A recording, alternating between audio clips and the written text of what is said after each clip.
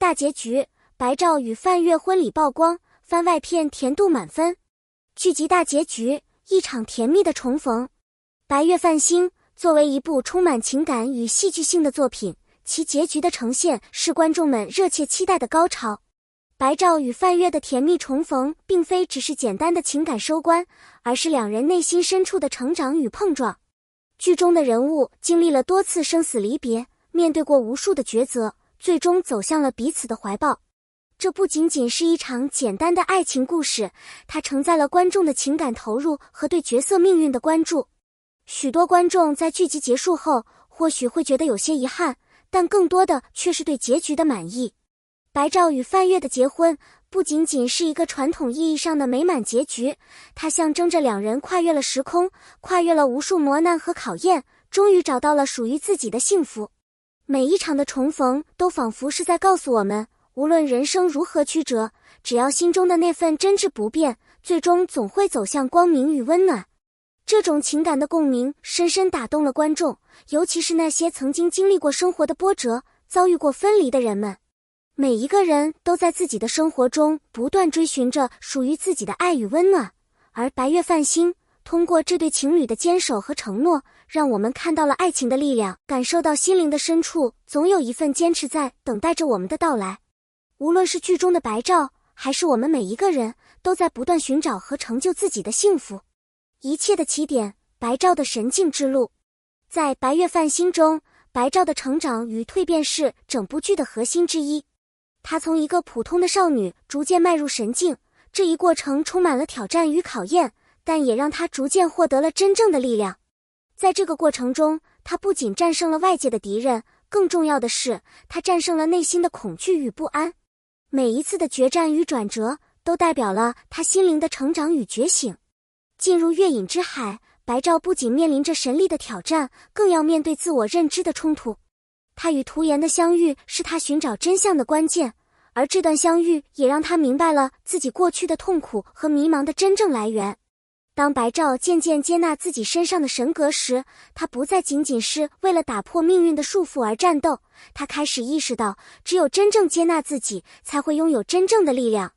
这是一个从外部世界到内心世界的跨越，是他获得自我觉醒的过程。白昭的故事让我们每个人都能够感同身受。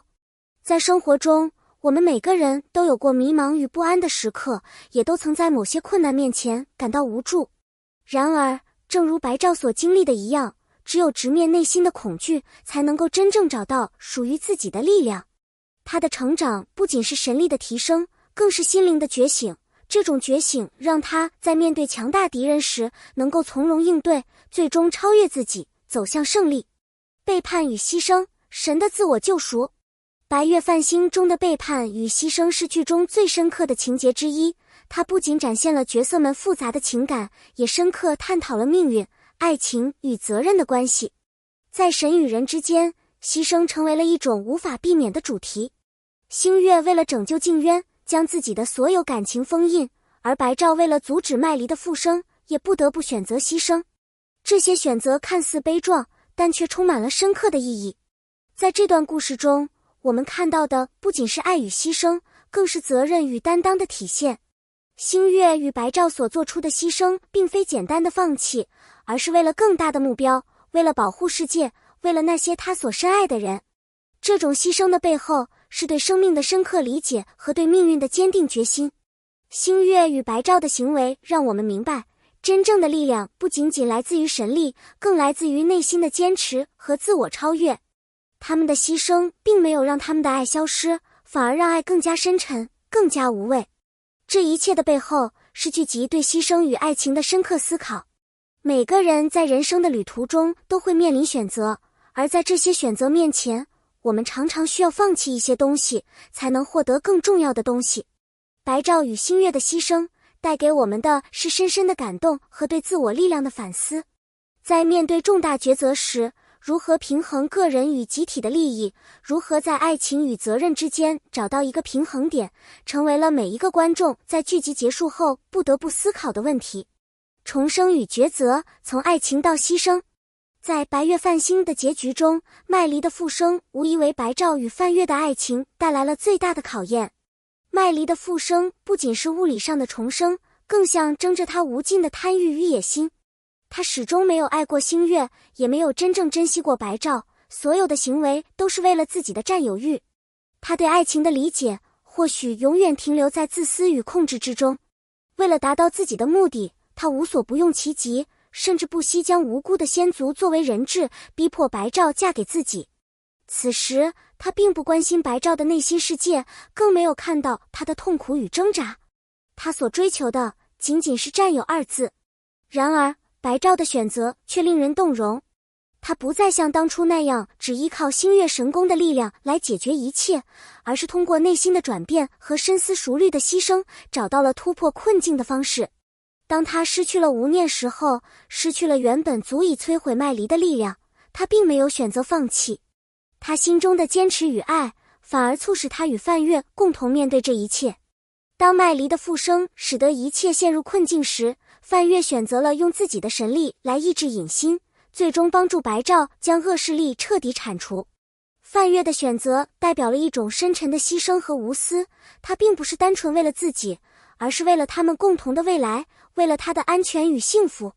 白昼与范月的选择都在告诉我们，真正的爱情不仅仅是相互之间的情感依赖，更是在关键时刻能够为对方牺牲和承担责任。正是因为这种无私的奉献与牺牲，他们才最终战胜了麦离，获得了胜利。圆满结局，白昼与范月的婚礼。白月泛星的结局给观众带来了极大的情感冲击。白昼与范月的婚礼既是他们爱情的完美结晶，也象征着两个人共同经历了无数的考验后，最终找到了属于自己的幸福。